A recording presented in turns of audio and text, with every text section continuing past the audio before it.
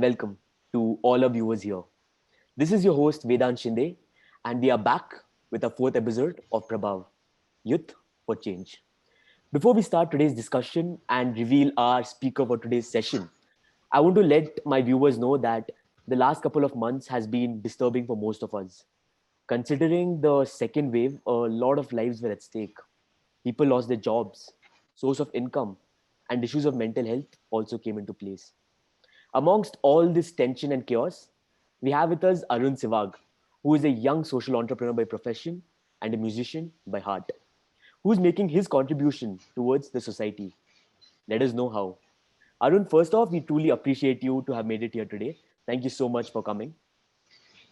Thank you. Thank you for having me here on board. I'm really excited for your questions and sharing what I've done. Well, with that, Arun, then let's just jump into our questions. You're being so excited. Let's not make you wait any further. I've been waiting for this interview for quite some time. So, my first question to you is going to be on the very lines as well. With all the chaos going on around in the world, do you still make out time for music? Bottom line, what I mean to say is music what motivates you to do good out in the world?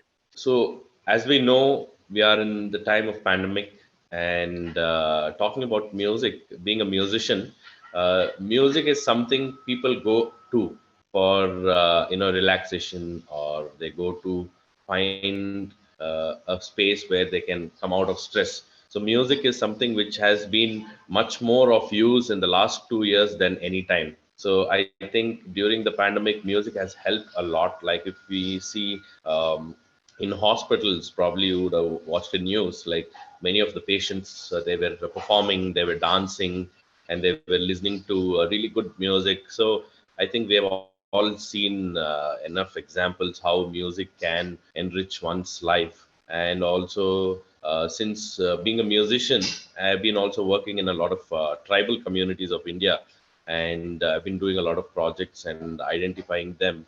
And there's two kind of music parts we could see. One is the listeners, and one is the makers. So listeners are people like you and me, and anyone who listen to music. And the makers of the music are people who are performing and who are composing. And we have the professionals. But of course, my focus has always been identifying the underprivileged communities of artists and trying to create a platform for them. So that has been a big challenge. So for me, I kind of hear music every day on different levels, because they kind of share it out from their heart. So that way, sadly, the musicians in the folk and tribal areas have been totally affected with this pandemic. So we've been documenting them, recording them. So I kind of hear music through them, but also it is about promoting their arts. So that has been a very interesting journey in the last 2 years during the pandemic. So the whole conclusion so far is that the makers have actually played a very big role in keeping people in their space, keeping them motivated so far. Is that what you're trying to get at, Arun? Yeah, and also we in our country we have a huge gap of musicians, because in India, when we talk about music, it is so easily understood that music comes from movies, but don't really consider independent artists. So I think my attempt, and I think we all as music communities attempt, is to kind of promote the independent arts and artists, musicians. So I think there is right now a lot of good support from many organizations to support independent artists. So music plays a very important role. Well, this brings me to my next question, Arun. My next question are back to the very lines of music as a source to indulge every individual in a good deed. So my question is, how can the youth being involved make an impact any differently in an organization that has music and social work hand in hand? So if you see, I started an organization called Global Culture. It is an organization working with young musicians, artists, social entrepreneurs, and creative and like-minded people. So what we do is we use this word using art as a medium to communicate to the society. So by saying that, I have always been participating and representing India in about more than 15, 20 countries, using art as a medium. because art plays a very important role. Just to small example, I'm 29 now. So when I was 16, I was a child convener for Bangalore, and I was working with UNICEF and United Nations. So I worked a lot with the children on the streets, and I was working for human rights and child rights, more focused on. So when we see in India, there's many millions of street and working children, and most of them, more than 40% of them are school dropouts, and many kids are actually run away from different cities, and they come to Bangalore or Mumbai or different bigger cities. So we kind of talk to them in railway stations and bus stops, and we try to rehabilitate them and bring them back. So yeah, the question I wanted to come is the name of your organization goes by the name Global Culture Yeah, with a K in it. yeah. So what I want to know is how can our viewers who are looking at this interview right now, how can they make their contribution towards it? Because your concept is very different than any other organization that is right now there. It's bringing in an interest towards us youth, us younger generation, by the very foundation of music in it. So how can they make their bit of contribution towards your foundation? So with global culture, since I told you that we work with artists and musicians as a whole, anybody could write to us. We have X amount of projects going on related to music and art, and also people who are also tech savvy. Because today music is not just taking an instrument and performing. We have today softwares, we have programming, we have editing, and so it's a lot and lot of requirements when it comes to supporting on the music front.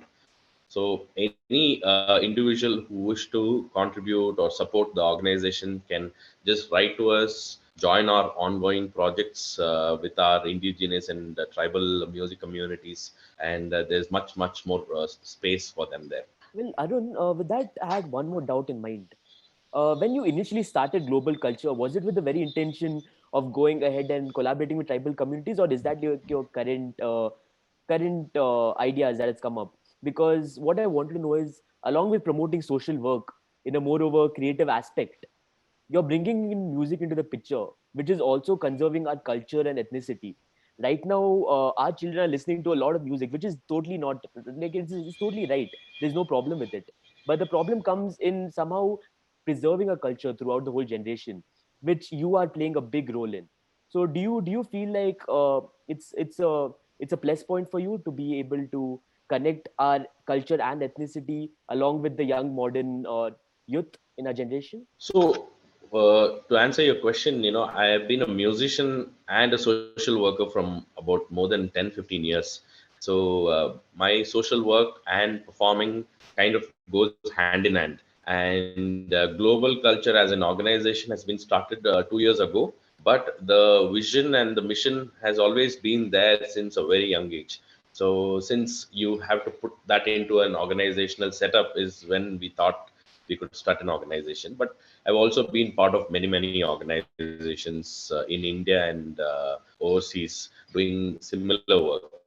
So talking about your question about using music, that when it comes to the indigenous musicians, right? So we call India is a very rich country with culture and heritage and everything.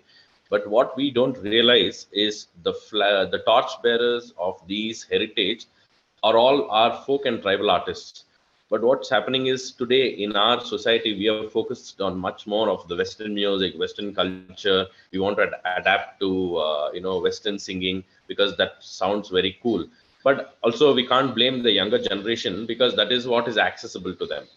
But what we don't give them the access is, where do you find any tribal arts or tribal music? If you want to Google or go to Spotify or SoundCloud or Ghana, Savan, you can't hear a folk music, you can't hear tribal music. So it is also what we kind of cater to the people, right? So what global cultures attempt is to make sure this opportunity is access for every kind of people. So we are documenting all the arts. We recently started a project called Budakattu, Budakattu is a multimedia archive of archiving tribal and folk artists. So we are doing recordings of music, we are recording their videos, we are doing podcasts, we are doing storytellings, so that we can cater it to all the people in a very professional, high-end quality. Well, Arun, this leaves us with the music that is targeted in our rural and urban aspects.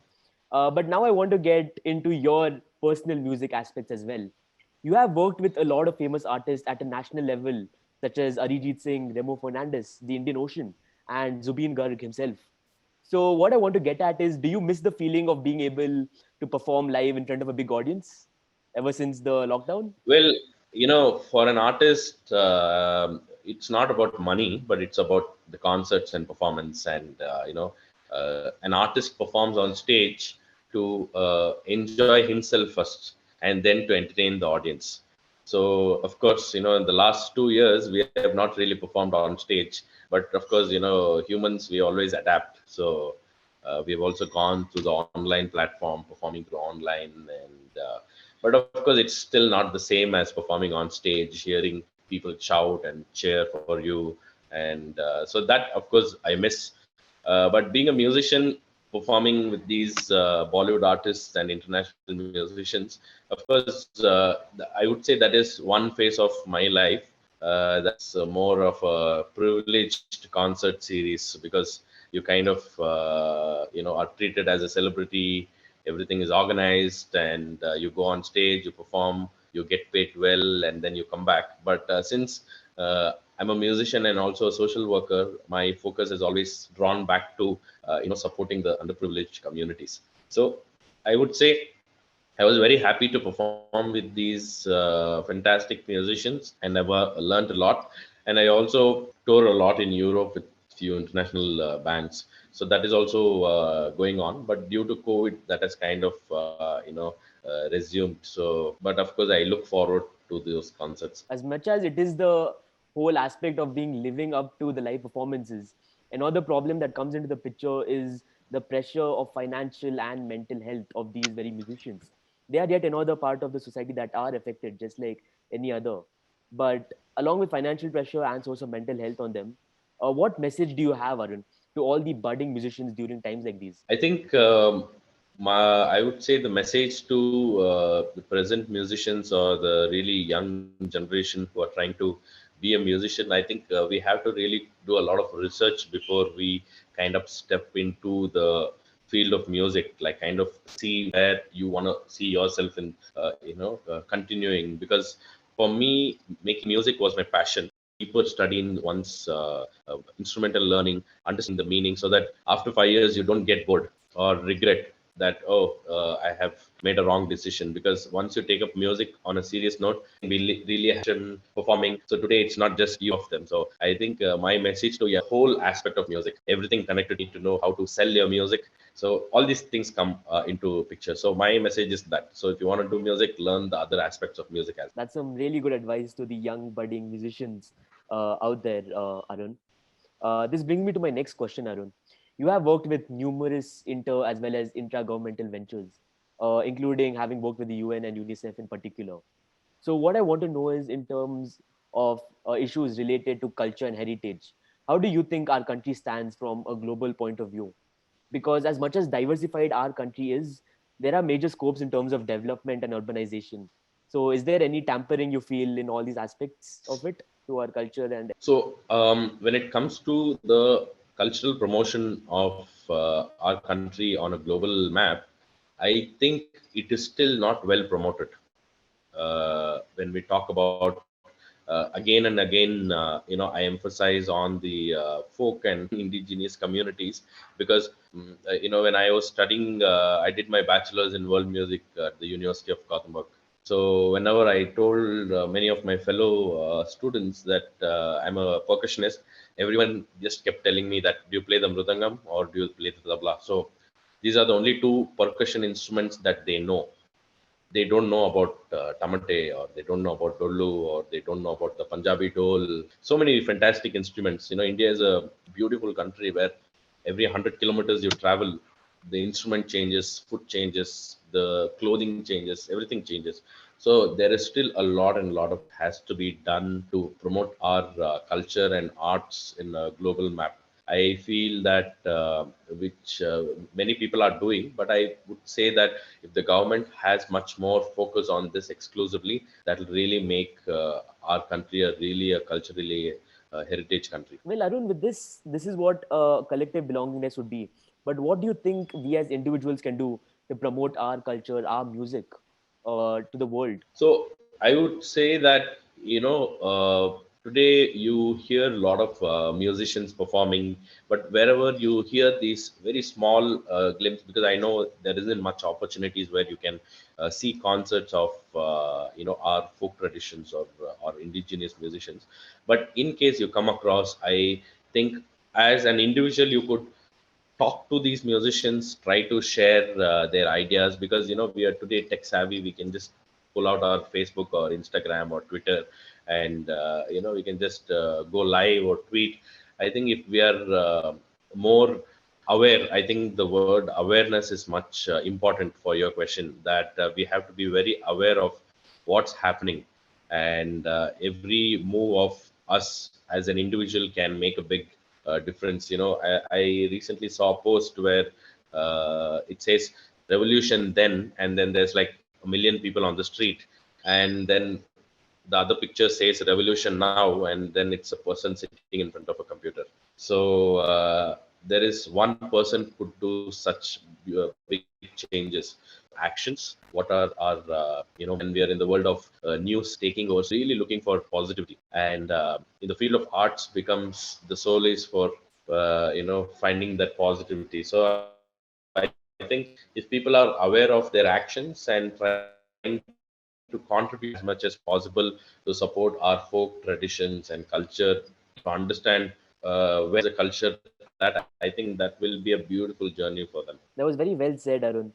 Revolution is just one click away. It's just a matter of our decision as to what we want to put out there, what good we want to do out there. Well, Arun, with this, my next question to you is: a wise man once said, without music, life would be a mistake. Arun, it goes without saying that this very foundation through which you take life is the very foundation of it. So far, is what I've understood at least. But it all comes down to one question, and I feel my responsibility as a host for this session would be left unsettled if not asked you this. So, my question to you is: what is your way of looking at the youth in the betterment of nation building? Like I said, you know, uh, for your previous question, I was talking about awareness.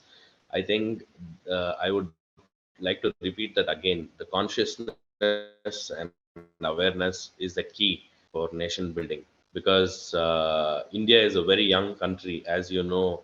60% of our country is lesser than the age of 40 years. So Bangalore, especially, is a city where it is also the startup city of India, startup capital of India.